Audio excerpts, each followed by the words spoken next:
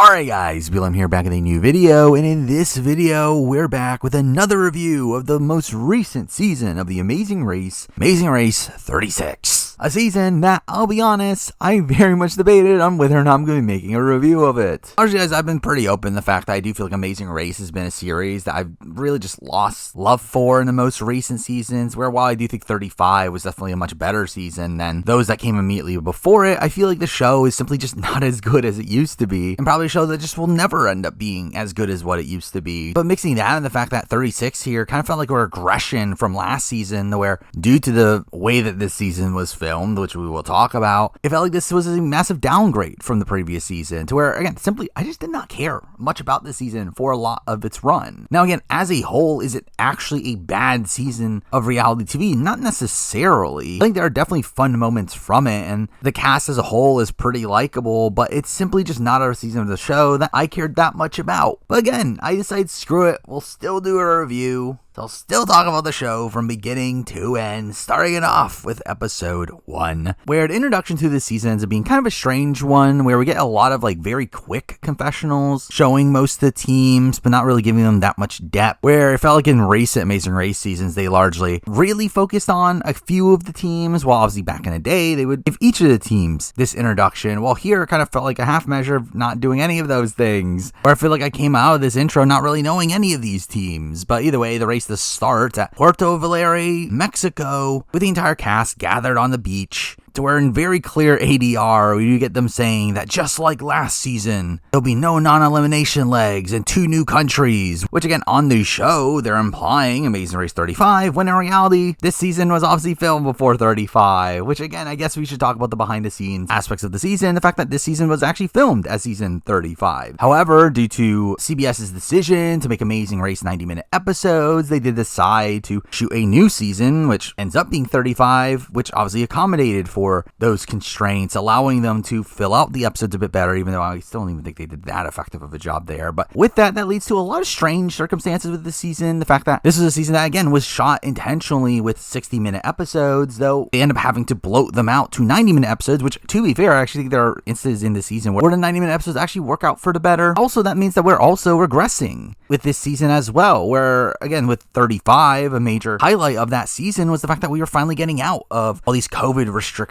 so where it kind of felt like at least more natural Amazing Race season, again, more in line with the pre-COVID seasons. Yet this is a season that was still filmed with a lot of the COVID restrictions, to where, and we still have a lot of the tropes that we got towards the end of 33 and during 34, to where, again, all those factors really just left a negative tint in my mouth with this season, and it, again, just feeling like a step backwards for the show, but one that, again, I was fully anticipating. And straight up, I'm too fair, I think this season ends up being better than what I thought was going to be coming into it. I had absolutely no expectations coming into it. I really thought this would be a genuinely terrible season of the show, to where, again, coming out of it thinking it was just not that great is, again, better than what I originally thought it was going to be, so at least that's something. But anyway, eventually the race obviously starts, where right away we do see Chris tripping, lead to him and Mary just walking following this, which is sadly kind of the epitome of their run on this season, though they did largely come off as pretty sympathetic figures, even though they were very clearly not doing well in the race. Oh, we also got Angie and Danny getting some pretty strong content here, talking about being happy to be on The Amazing Race, with Danny being this massive super fan of the show and someone that was in the online community, and where they end up being a pretty affable team on the season as well, though this ends up being a self-driving leg, during which we do get introduced to Ricky and Cesar, who are initially in the lead, with Cesar also talking about being a super fan of the show and this being his dream, them also coming off as pretty endearing, though honestly I did find them largely boring on this season, where while Ricky and Cesar obviously are these massive presences on this season, they were just never really interesting TV to me. They're kind of the epitome of the modern Amazing Race casting style, casting these more endearing figures that don't really bring much drama to the show. But with this, Cesar also gets pretty decent personal content, talking about having grown up in Mexico, which is obviously where his leg is, to which ends up giving them a pretty big advantage in the race, especially considering this entire race took place entirely in Latin America. So having someone from that region obviously is a great benefit there. Though to be fair, this is a season that most teams end up having a Spanish speaker on their team, to where it did feel like that was an intentional choice here, to where obviously due to the COVID limitations, they were kind of relegated to just going around Latin America, but obviously to rectify that, they made sure that the teams were somewhat balanced in that way, though I do think it does lead to some questions about Ricky and Cesar in terms of their performance in the race, and would they be able to do as well as they do on this season had it not been for most of these legs happening in very similar locations. Where I think that's also another criticism of the season for me. The fact that because all this season takes place in Latin America, it does lead to a lot of these legs feeling very samey, to where it feels like we're getting these very similar locales for every single episode, to where it makes each episode kind of just feel very monotonous and them just feeling all very similar to each other. Anyway, we do get to the first detour. They're having to deliver a wooden horse to kids, or having them watch a lucha libre match and memorize who fought who, which did have some humor from there being this over-the-top judge yelling at them, no, no, no, if they failed. To where this is where we get introduced to Rod and Letitia, to where despite Rod being a former football player, we see him decide to pick the memory task instead. Something they constantly do on this season of not picking the physical tasks, largely because Letitia is not as physical as Rod, which was a humorous little common occurrence for this season. But we do actually see Rod and Letitia coming out of the detour in first, to where they end up going to the roadblock, which ends up having them having to jump through lassos, a mostly mundane task that allowed Rod and Letitia to come in first, with Ricky and Scissor coming in second. Though, when they check in, it's revealed that they're still racing. For some reason, I guess just to save money, with this obviously just essentially being a mega leg. Now, beyond that, we see Derek and Shalisa come in third, to where they don't really have much to do in this leg, though we do see them arguing constantly from the very beginning, which again was a interesting dynamic to see here. We get Juan and Shane coming in fourth, to where they end up having a pretty impressive performance at the roadblock, where they come from being second to last to jumping all the way to fourth there, though realistically they don't come off as the most entertaining presences at this point in the season. And we get an introduction to Kishori and Karishma, with Karishma getting a lot of sympathetic content talking about her parents having died back to back when she was 17. Though it's very strange that this is followed up by Dodo content when they're not able to read the clue properly at the roadblock, which shows them being prone to mistakes there and losing time. But either way, for most of the leg, it did seem like it was between Chris and Mary and Maya and Rowan for last. That is, until Amber and Vinny reveal that they just kind of suck at navigation, getting lost on the way to the rodeo.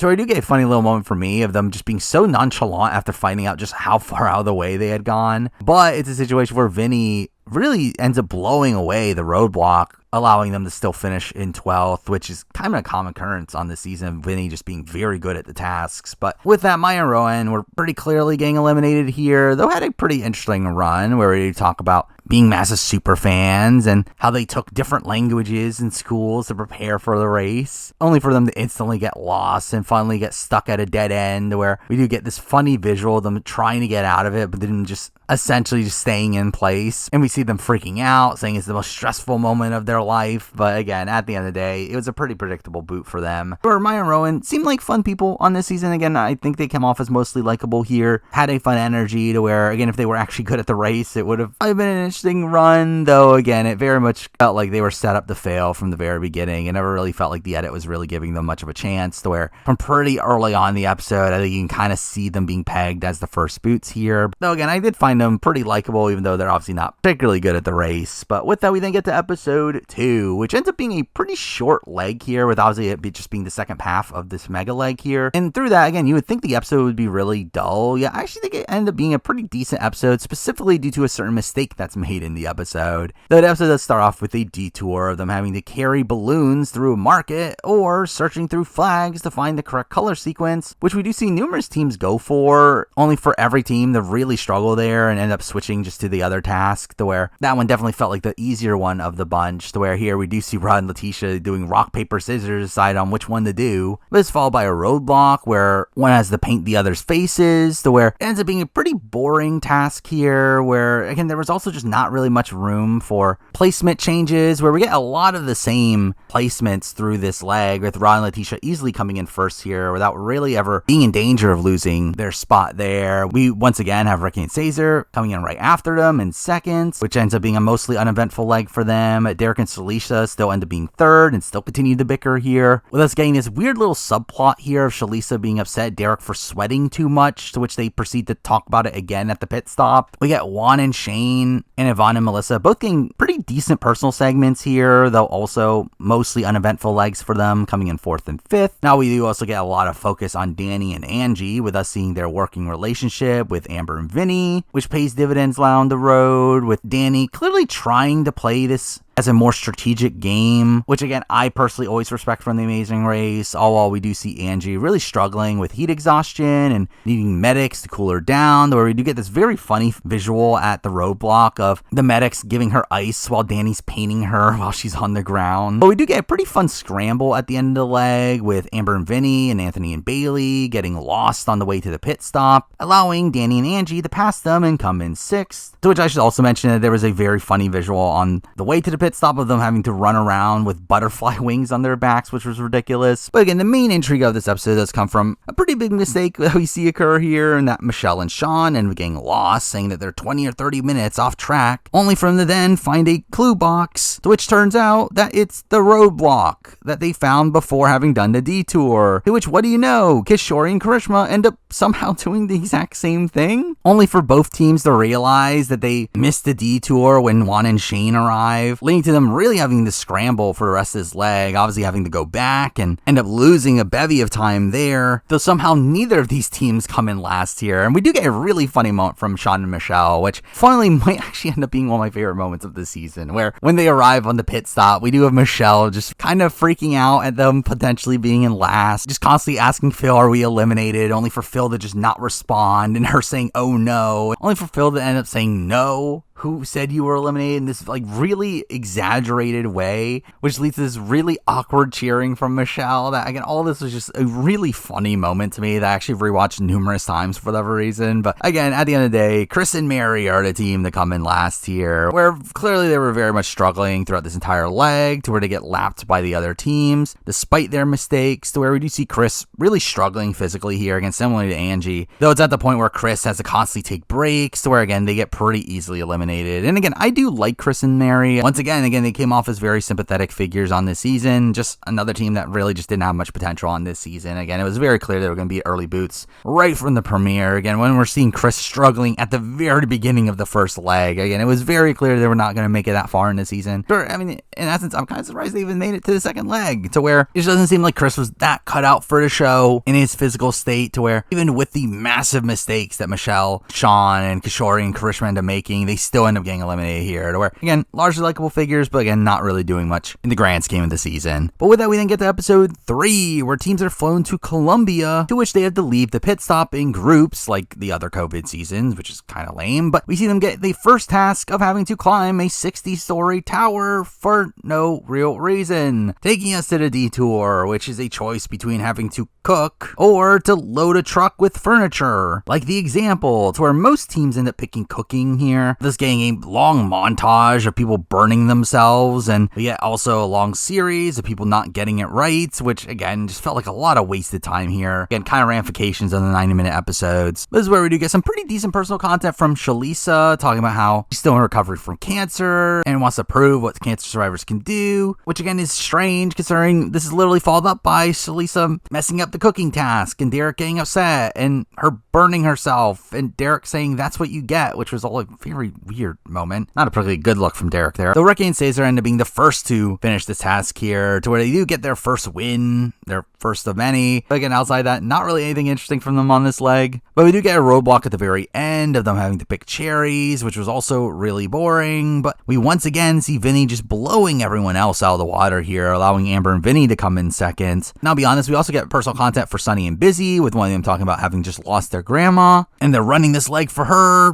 only to come in 7th, which was strange. But also we see Angie talking about her struggling and physical challenges, with us seeing some conflict between Danny and Angie, with Danny wanting to work with the cousins, though Angie's upset that they're working with teams that they'll lose in a foot race to, though, I mean, to be fair, they'll lose in a foot race to most teams. But really, most of the middle place teams in this leg here end up arriving at the same time, with Phil saying that this is the tightest competition we've ever had, aka this leg was so simplistic that most teams end up finishing in the same amount of time. But the leg does come down to Michelle and Sean and Anthony and Bailey, where we do see Sean being, but the leg does come down to Michelle and Sean and Anthony and Bailey, the only two teams that even consider going for the other detour, to where we do get this weird moment towards the end of the leg of Sean being halted by his fear of heights on the way to the roadblock, where they have to slide down this cliffside, and the show props us up this big dramatic moment where we cut to commercial, only for us to get back, and he just goes down it with no real issues, which is weird. But anyway, Anthony and Bailey were clearly in last for the entire leg here, where they do end up having a pretty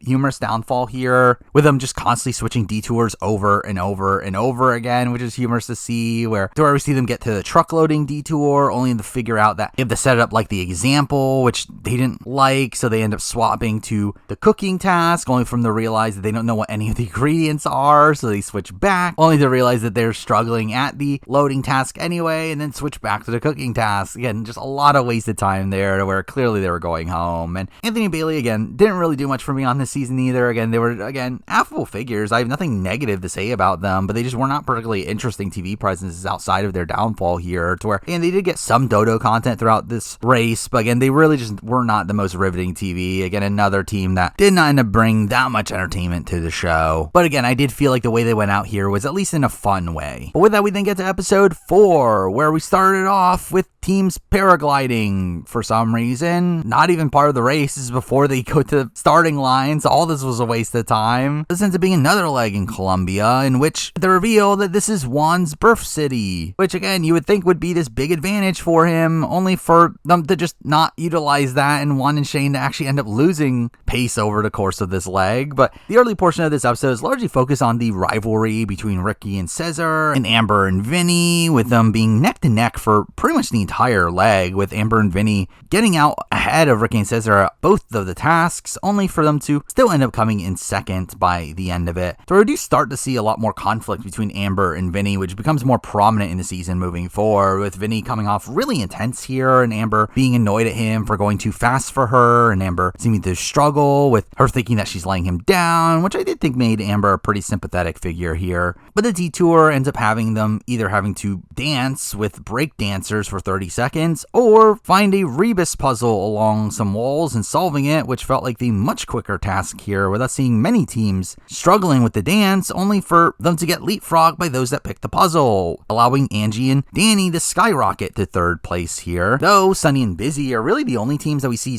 really struggling at the puzzle. They end up arriving at the roadblock last somehow, though the roadblock itself ends up being a more mental challenge here of having to memorize names of statues in a plaza and mark them on the map, which the most difficult aspect of this challenge seemed to be knowing where the orientation of the map was, which did lead to numerous teams wasting plenty of time here before figuring out what they did wrong, which did allow Sunny and Busy to make up time here. For the bottom two teams here end up being Kishore and Karishma, and Michelle and Sean once again, with Michelle being the last to figure this out and end up being eliminated here, to where we do get another very awkward pit stop interaction between them and Phil, with them ending the episode with them giving Phil a jump rope lesson, which was bizarre. Like, I get that they're jump rope instructors, but again, this is all just a very strange ending to the episode. Again, Michelle and Sean, I thought were mostly likable as well. Again, another fully affable team, but one that I did think brought a little bit more entertainment to the show. Obviously, again, their big mistake in episode 2, I thought was such a highlight of that episode. To where, again, I thought Michelle in particular was a very fun character, and as a whole, again, they just were very likable personalities. And now, again, not really a team that I'm like dying to ever see race again, but I think of the Buddha team so far, I think they definitely brought the most entertainment to the show. But with that, we then get to episode 5, which has them being in Santiago, Chile, which felt the same as the previous locations, but here their first task is to find Marilyn Monroe's Thunderbird, which was pointless. But then we see them proceed to go to a skate park, where we do get our first stumble from Ricky and Cesar, and them getting lost on their way there, with Amber and Vinny also arguing on their way there, leading to Danny and Angie somehow getting there in first for the first time, and even getting out of the roadblock first, which was pretty impressive from them. The roadblock itself being them having to build a skateboard to match an example, which was mostly boring, but it's followed up by a detour of them having to either climb a rock wall or become a street performer to beg for money, which the latter is where we do see Ricky and Cesar take back the lead here, ending up winning the leg once again, which was very predictable. While Amber and Vinny end up kind of crumbling during the rock climb, with Amber being annoyed at his constant attempts to encourage her, and this inter-team conflict between the two is definitely the most old school school Amazing Race feeling that I end up getting from this season. Though as for the result, I mean, really for most of this leg, we do see Sunny and Busy being in last, though despite that, they aren't that focused on in this episode. But instead, we get this massive visibility spike for Kishori and Karishma. So I wonder what's going to happen there. To where once again, we get Karishma talking about the loss of her parents. We also see them talk about their goal is just to have a good day. And when we get to the roadblock and see them make misstep there and them picking who they thought would be better at skating, when obviously it was more involved with building a skateboard, something that Karishma struggled with. It made it pretty clear they were going home for most of this episode, which obviously Sunny and Busy passed them at the end, leading to them going out here. And I do very much like Kishori and Karishma. I do think of the teams we talked about so far, I think this is probably the team that I personally enjoy in the show the most. I do feel like they are a team that I wouldn't be opposed to seeing back again down the road. Now, yeah, are they the most entertaining team the show has ever had? No, but I do think they are another largely affable team and one that came off entertaining enough with them having some humorous banter at points and other points where they're just outright annoyed at each other and them obviously being very prone to mistakes. So again, I thought they made for pretty decent TV here. But with that, we then get to episode 6, which to me ends up being one of the better episodes of the season. I think a large reason for that is because this was actually a mega leg taking place in Cordoba, Argentina, which again was clearly originally supposed to be two 60-minute episodes that they ended up having to squeeze into a 90-minute episode. And kind of the opposite of what had been done for most of the season, stretching out an episode, where this time they're actually condensing an episode. I actually think made this actually better for this leg, with this episode feeling like non-stop action that had some pretty interesting results as well, largely from the fact that right away we do see Danny and Angie talking about how their plan is just to survive the mega leg here and wanting to end up working with an alliance, to where right from the beginning we see them working with Amber and Vinny and Ron and Letitia, who end up working in lockstep from the very beginning. Again, something that I personally always find interesting on The Amazing Race, to see these like full-form alliances and trying to navigate through a game that isn't very alliance focused using alliance. Again, to me it's an interesting prospect. I know people are annoyed by this. People really did not like Amazing Race 32 because of this. However, it's always been an aspect of The Amazing Race that I've personally enjoyed, and I did like seeing them try to help each other here, where we get to the detour, which is a choice between recycling plastic bottles, using a stationary bike, or throwing bolas at a moving target, where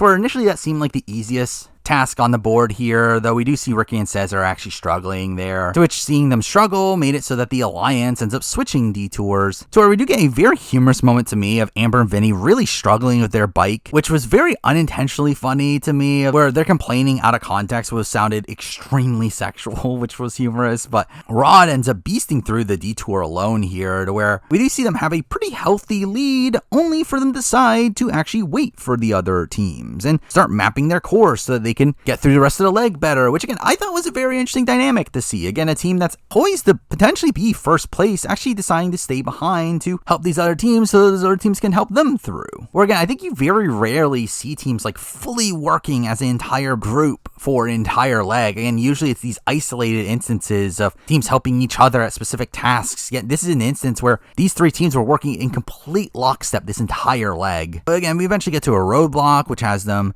having to ride in a rally car and memorize the course and put together a puzzle of the course, where Amber is the first to finish it here, only for again her to stay behind to help out Angie and Letitia get it as well. Well, seeing Angie getting really emotional at this, telling them to leave without her, only for Amber to saying, "We can't leave you," which was such a melodramatic moment there, making it seem as if like Angie was sacrificing herself in this instance. But this followed up by another roadblock, it being a lot more boring of one, of them having to score a goal in bubble soccer, which was boring. But by this point in the leg, Juan and Steve are in the lead, to where they end up pretty easily winning this leg over Ricky and Cesar, who also had a pretty solid leg here without any major mistakes. All while we do see Yvonne and Melissa and Sunny and Busy being pretty much tied with the alliance here and being upset at seeing the alliance working together, leading to them essentially forming their own alliance. But we do get a lot of intrigue from the final detour here, it being a choice between matching fingerprints with its file, which no one ends up picking, with every team instead going for a challenge of them having to memorize 14 cuts of meat in Spanish, which to be fair, I think that was the better option for most of these teams, considering again, most teams had an English speaker on it, and it's also one that allows for them to work together a lot better But again, we do get some drama here, where we do see that Yvonne and Melissa and Sunny and Busy are the first to make it there, only to then make a mistake and decide to go back to try to relearn the meets in a situation where there's only 3 answer boards available, meaning only 3 teams can answer at a time, allowing the Alliance to kind of undercut them there and instead take over all 3 boards, essentially icing out Yvonne, Melissa, Sunny, and Busy from even answering until after they were done, which was all a pretty interesting moment there. However, it really was mostly for naught, as the result of this episode was pretty foreshown from very early on, where Derek and Shalisa end up getting so far behind to where they're never in the same shot as any of the other teams, and we're clearly at such a significant deficit to where I felt like they were pretty clear going home from the very beginning of the episode, which did obviously lessen this drama with Yvonne and Melissa and Sunny and Busy, as again, it would have been a lot more interesting if they were the bottom 2 teams and they then had to race it out to see who would survive. But again, it was really a situation that none of that ended up mattering too much. But with that, we do lose Derek and Shalisa, who I was actually disappointed to lose here. I did feel like they were pretty entertaining figures, especially early on. I mean, I do think their edit kind of peters out after the first couple episodes. So for the first 2 episodes, again, they were massive characters, getting the massive arguments between each other, and I think had this pretty interesting dynamic that I actually enjoyed seeing. They're another team that, again, I would not be opposed to seeing at some point down the road, where, again, I don't think it's particularly likely, but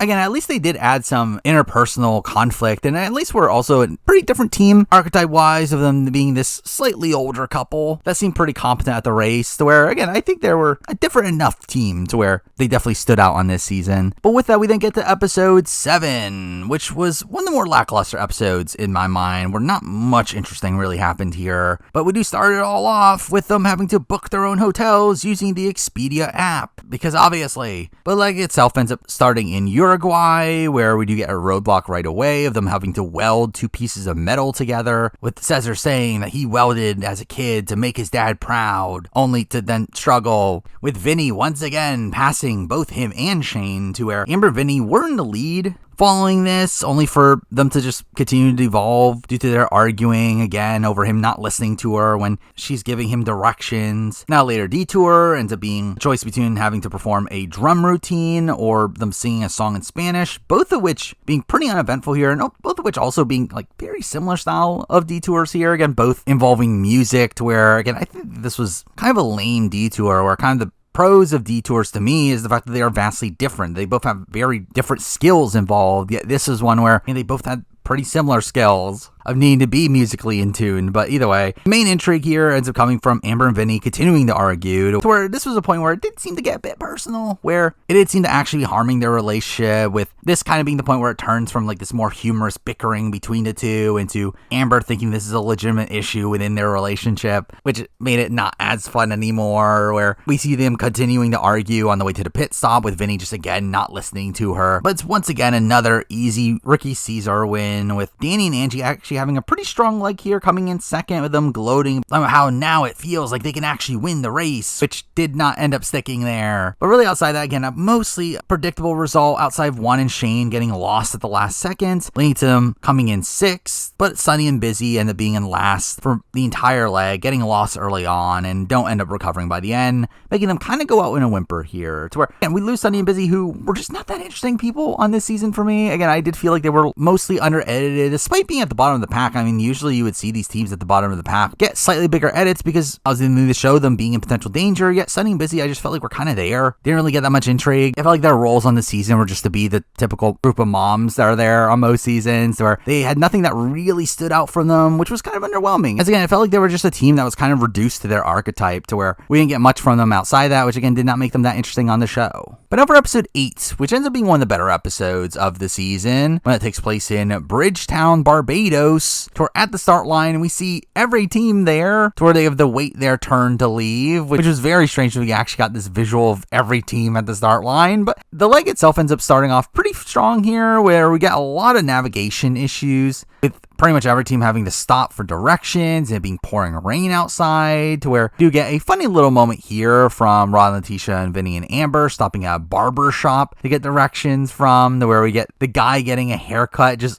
openly promoting the barbershop as they leave. But we do get a lot of early focus here on Rod and Letitia, with them really struggling throughout this leg, initially with the navigation, and then later with the roadblock, and then end up getting into numerous arguments, to where it feels like they could have been in potential danger for this leg. And obviously we get more argument between Amber and Vinny, with them also getting very lost, and they end up getting out of the roadblock in last, but miraculously afterwards don't get lost. They actually end up having a pretty decent leg by the end of it. Now, the roadblock itself ends up being them having to play picket ball against a local, which was all pretty boring. But what do you know? Ricky and Cesar end up being there first and never let go of their lead the entire leg. Who would have guessed? I will say they actually do end up arguing quite a bit during this leg, and also end up struggling at a detour, to where again, at least they face some adversity here. Now, beyond that, the next task involves them having to find Rihanna's house for some reason. Again, that was pretty pointless, as it just tells them to go drive somewhere else immediately afterwards. But through this, we get the funny moment of Angie not knowing who Rihanna is. But with that, we should talk about Danny and Angie, who obviously have this big moment in this episode of them having lost their production crew that was following them, which by the time they arrive at the detour, they can't actually start it until their production crew catches up with them, which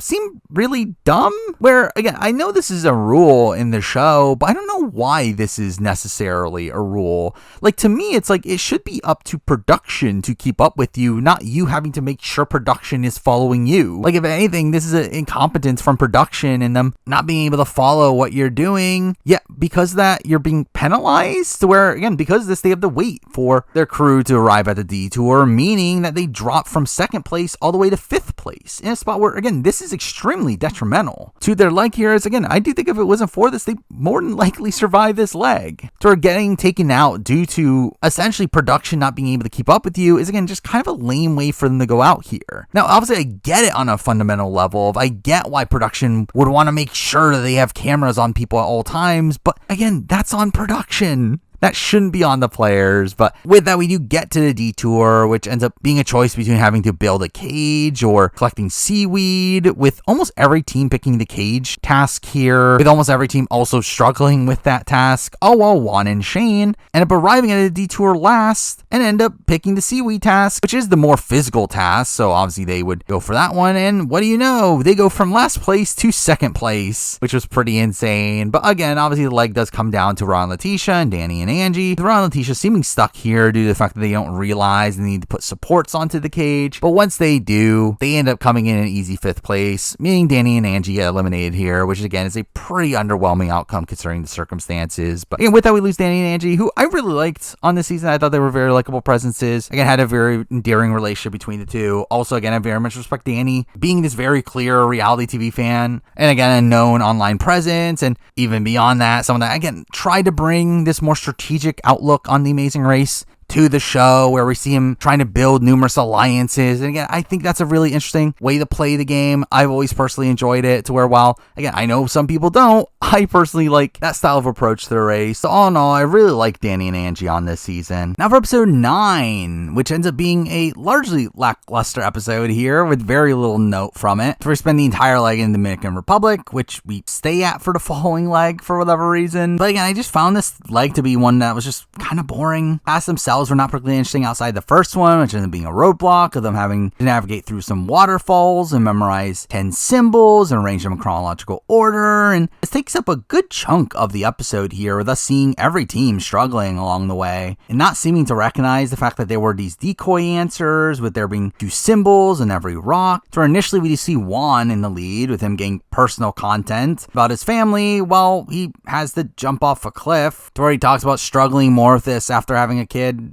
I guess. But who cares about Juan when obviously Ricky and Cesar leave the roadblock first and proceed to be in the lead for the rest of the leg and win? Who would have expected that? So again, we get a boring series of tasks after this, where they have to process Cocoa Pods, though we do see Rod making up a lot of time here by just jumping and grabbing them, leading to them coming out of the task in second. And we do end the leg with another pretty boring roadblock, which is them having to do baseball drills, to where again we get intrigue from Rod again, this time at him sucking at these drills, despite obviously being a professional athlete. But still, this ends up being a pretty decent leg for them coming in second. All we see in Yvonne and Melissa being really far behind for pretty much the entire leg, to where they don't see anybody from the point that they get to the baseball task, to where at that point it was pretty clear they were probably going home. Despite us seeing Amber and Vinny having taxi issues, Yvonne and Melissa were clearly behind to where I never believed they were going to catch up. Now, in reality, it does seem like actually they were somewhat close, as we do see Amber and Vinny still at the pit stop by the time that Yvonne and Melissa arrived, where I believe we've also learned in Exit Press that they were literally only 2 minutes behind. So again, like actually they were kind of close, though it's kind of funny that the way that the episode was portrayed was in a way that I never actually believed that they were that close. To where again, it just led to me feeling this is a pretty predictable result for most of the episode. Though with that, we do end the episode with them strangely giving us a life update on them, feeling that they have now moved in together and that they had their first kid, which again, good for them. Again, cool that the story has a happy ending, but also why for them? Again, that's really random. They've never done this before, right? Why are they doing it for Yvonne and Melissa, who are extremely underrated on this season? But again, with that, we lose Yvonne and Melissa, who, again, I have nothing against on this season. They were perfectly affable people on this season. There's never a point where I was annoyed at anything they were doing, but also they're just not particularly interesting. I don't feel like they really brought much entertainment to the show. I think they clearly were the least entertaining team on this season, maybe alongside like Sunny and Busy, to where again, I don't feel like I got really anything from them on this season. I can't even think of like a single, like somewhat interesting character moment from them outside of them being kind of outplayed by the Big Alliance back at the Mega Leg. But again, that wasn't anything they specifically did. Again, I did not find them particularly interesting characters here, though. Again, I don't dislike them. They're perfectly fine people, but just not people meant for reality TV. But now for the finale, which was essentially 2 legs being crammed into one episode. And because of that, I actually think it made for a not terrible finale here. And the fact that, again, at least the pacing wasn't that off outside of, again, some points where I guess the pacing was a bit rushed. But either way, we do get to the final 4 leg, where for some reason the leg starts in the middle of a lake to where players are on a boat and have to jump off of it and swim to shore, which it's like, why? In a very strange way to start the leg. But we instantly get to the detour, where really it wasn't much of a detour as everyone picks the same task, that being a bartending task, which seemed really easy of you having to make 6 drinks. Really not much of intrigue really comes from it here, outside of like a funny confessional from Rod of him talking about difficulties of mixing the drinks, only for Letitia to call him out for not even making a single one. Oh, we also have Ricky and Cesar not realizing they had already made 6 drinks and proceed to make a 7th, losing time there, only to still come out of the task in first, obviously. But it's with that we do get Ricky and Cesar having some pretty personal content here, talking about wanting to start a family, and along with that we get to see Ricky getting emotional over the worry that they could blow this at the very end after having played such a strong race, to where mixing in the fact that we do later see him struggling at the future roadblock to where they have the windsurf for a minute. I did genuinely think at this point that is there a chance that they do end up losing here, and this is actually the story of the fall of Ricky and Cesar, but no, it's not. To where while obviously they do blow their lead there and drop from first to third, they obviously still survive, but that ends up being the only time in this entire race where they're not in the first 2 spots. But with that, we do have Rod and Letitia coming in first, in a spot where Letitia has to do the roadblock here and really all future roadblocks, as Rod has already done all of his share, which actually works to their favor here, where Letitia ends up being pretty good at the windsurfing, though obviously ends up being a major detriment to them in the following leg. But really, the boot for this round was pretty obvious from the very beginning. I mean, Vinny and Amber were in the back of the pack the entire time and never really recovered, considering all the teams, again, picked the same detour and all the tasks were relatively simple, with there seeming to be very little room to get lost in between tasks. And in general, again, it felt like a very linear leg here, to where we see them having minor slip-ups and them losing time due to not realizing they have to use a specific glass during the bartending task, and Array coming in the detour slightly behind, to where again, there was not much room to recover here. Though, I mean, realistically, they do come somewhat close to surviving. I mean, at the time that Ricky and Cesar end up getting to the pit stop, we do see Vinny and Amber not too far behind. But again, it never felt like a practicality of it actually changing the result here. Though with that, we do get a pretty awkward moment as they get eliminated here, in that Vinny decides to propose, which, again, came out of left field, for one. Outside the episode description kind of spoiling this was going to happen, it felt like something that had no real setup to it. And beyond that, it's very strange considering Amber and Vinny were like the couple on this season that had the most struggles. Though to see them end their arc on this season of them getting engaged was very strange. And also it was very funny how rushed this scene was. Or again, while the pacing of the episode as a whole I think was pretty strong, it definitely felt like this scene in particular was cut down due to those limitations. With that, again, we lose Amber and Vinny, who I thought were pretty entertaining on this season. Again, they were obviously a team that did argue quite a bit, and while again at points they did get a bit personal where that wasn't as fun, I did find the bickering between the two to be pretty entertaining. Also beyond that, I think Vinny in particular is a pretty interesting character on this season, one that is just so intense, and through that I got some humorous moments from him, while Amber was again largely fine, a mostly affable figure here, but one that didn't really pop outside of obviously the big arguments that the two would get into. But overall, again, I thought they were a decently entertaining team here, one that I would not be opposed to seeing them back. Again, I think they're pretty strong to where I would not be shocked if they can go on to win a future season. But with that, we get to the final leg of the race, which starts off with a very awkward scene of all the teams walking alongside Phil in an airstrip while he reveals to them that they're going to Philly, which again was just a weird visual there. But leg does start on the rocky steps, because obviously they all end up running down them at the same time as the leg starts. But with that, we do learn that Ricky grew up in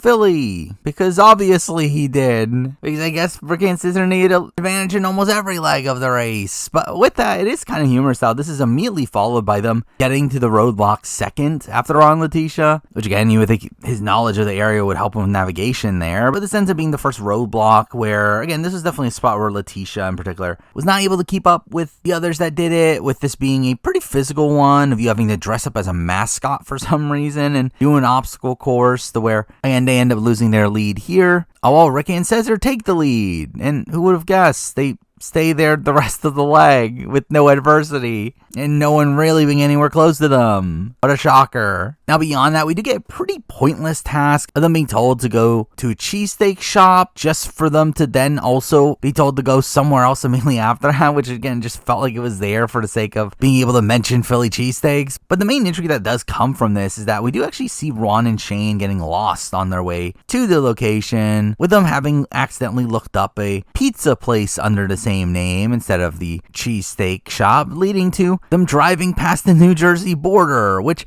you would think that at that point they would have been completely screwed, completely out of contention, though somehow they actually end up making up some pretty decent time and end up obviously coming in second here. Though really, I feel like the rest of the leg ends up being pretty mundane, with some pretty lame tasks at the end here. First, having them have to recite the preamble of the Declaration of Independence, followed by final roadblock, which is another memorization task of them having to construct the OG American flag and have to order the states on when they joined the U.S. in chronological order. And all this was not fun to watch. Like, didn't really get entertainment from really any of this. And it's all wrapped up by a final task here of a Liberty Bell puzzle, which is really lame. Again, like obviously we've had these grand final challenges in the past that relate back to the entire race, these challenges that you have to memorize everything that has happened, and this one is literally just a puzzle, which did have a lot of pieces to give them credit for that, but still, again, it was a basic puzzle that you don't really see anyone struggle with there, or who would have guessed that, again, it ends up just being a pretty easy Ricky and Cesar win. While again, Letitia struggles at the second roadblock, leading to Juan and Shane passing them, and Raw and Letitia coming in third, which I was actually pretty surprised that they didn't come in second there. But anyway, again, like overall, pretty predictable season. The fact that Ricky and Cesar win here, again, it's satisfying to a degree in the sense that, yes, they were this really dominant team, and to see them really secure that legacy as one of the most dominant teams in Amazing Race history, again, is somewhat satisfying there. Though at the same time, I don't think this is a great outcome from a TV perspective. Again, it was just never really in doubt by the time of the final leg that Ricky and Cesar were going to win. Or I do feel like that ends up detracting from the season there, and that result was just so predictable for so much of it. And again, a predictable result is fine if you have other better aspects of the show surrounding it, but this season simply didn't really have that. Again, I think it was a cast that was just kind of fine, a route that was pretty bad, all being in very similar locations, and again, a bloated mess of a season due to the fact that they needed 90 minutes. And obviously all this was filmed pre-COVID, which felt like a backtrack from the previous season. For a while, I think there definitely is a world where you can look at the Ricky and Cesar win as one that elevates the season. For me, it doesn't really do enough to look past the boredom I had throughout the majority of this season. But with that, before we wrap up the video, let's talk about the final three teams here, starting it off with Rod and Letitia, who I really did like on this season. I thought they were very likable for most of their run. Again, I did like their dynamic to where they never really got too hostile with each other, but still were like willing to take jabs at each other in confessional at points, and also just seemed a team that like seemed pretty aware of what their skills were. And like I really like this dynamic from Rod recognizing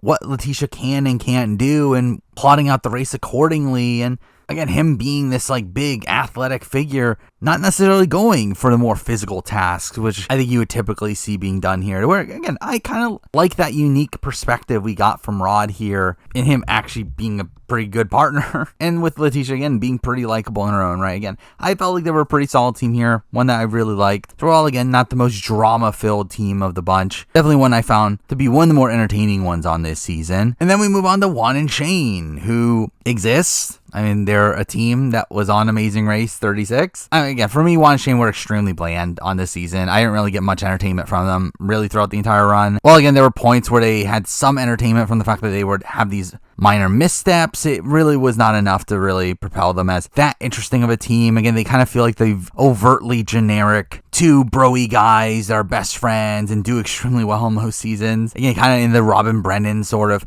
archetype, to where, again, didn't bring much entertainment to the show, though obviously I always assumed that they were going to do pretty well on this season. And again, was genuinely shocked the fact that they did actually come in second here. But with that, we then have the winners, and Ricky and Cesar. And again, Ricky and Cesar are an interesting team to assess here in the sense that they are probably the most dominant team in the history of The Amazing Race. Again, from all of the English language seasons I have ever watched, they have the highest average in the history of the show. They by far have the highest average placement percentage. They were one away from breaking the record for most first place finishes from Rachel and Dave, though also this is a season with one less leg than that, so where obviously that played a factor as well. But just, again, through and through, Ricky and Cesar are an extremely dominant Amazing Race team. Probably the most dominant performance we've ever seen. Again, this is one of the only times ever where a team never finished outside of the top three the entire season. Again, literally up until the penultimate leg, they were first or second the entire time, came in third in the penultimate leg, and then went on to win. Again, it's extremely dominant performance. But again, there are these question marks on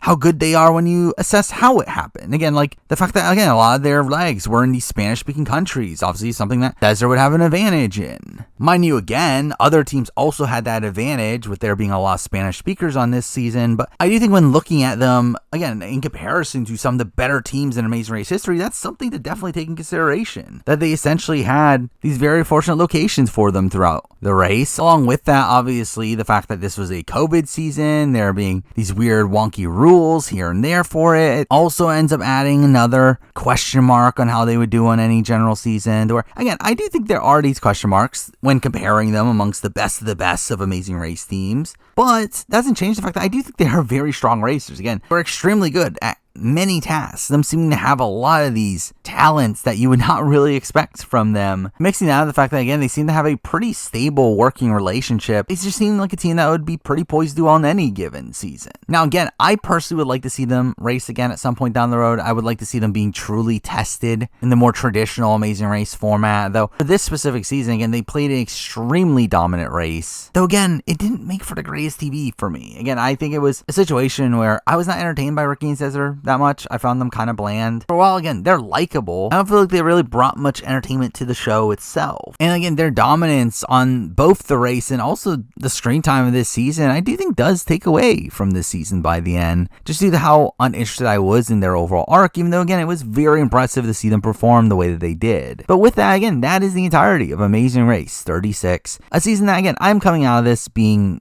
pretty negative on, where, again, while it's a season that I think coming into it I thought was going to be absolutely terrible, and it turned out to be a season that was slightly better than I expected. And I think there were at least some good moments here and there. It's still a season that is not that good. I mean, it's a season that I find mostly boring. It's a season that was, again, just bloated in length and had very little of intrigue from a race perspective. And really, it's a season that I just feel like it has nothing really going for it unless you want to see this masterclass at the race that Ricky and Cesar perform. But again, even those have question marks to it. it, to where I think this is just a bland season. I think this is probably up there some of the worst Amazing Race seasons ever in my mind. Well, again, the cast is mostly palatable, and I did feel like there were entertaining moments here and there. Again, simply not enough to make a genuinely good Amazing Race season, to where, again, I don't really care enough to be keeping up with my Amazing Race season ranking, though I would very much expect this to be towards the bottom. I would be very surprised this is not within the bottom 5 seasons of all time for me. I just feel like there was just not enough intrigue from this season to make it that impactful of one for me, though I do have faith for the series moving forward, where, again, I thought Amazing Race 35 was a step in the right direction. I thought it was actually a generally solid season, and